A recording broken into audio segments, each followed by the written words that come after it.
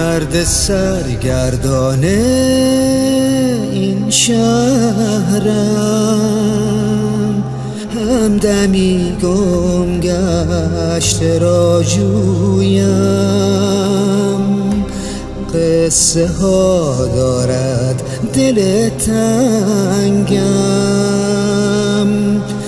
بشنو هر شب قصه میگویم.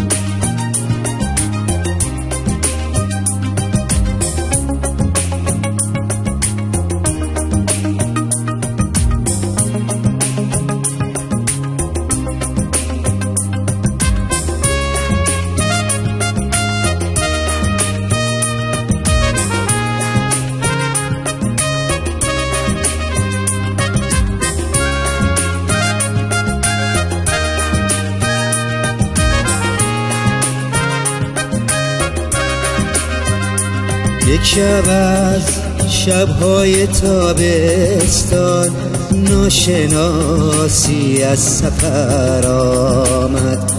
با نگاه پر غرور خود شعله ها بر دشت جانم زد. دور از این دنیای تاریکی، ما دو مرغ نغمه ها بودیم، غافل از اندیشه فردا. روز و شب با هم روان بودیم.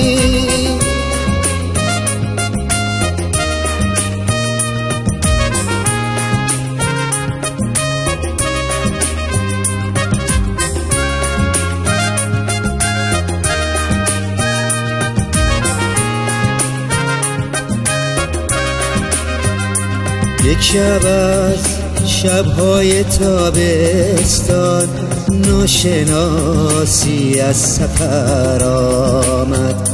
با نگاه پر غرور خود شعله ها بر دشت جانم زد. دور از این دنیای تاریکی، ما دو مرغ نغمه ها بودیم، غافل از اندیشه فردا. روز و شب با هم روان بودیم.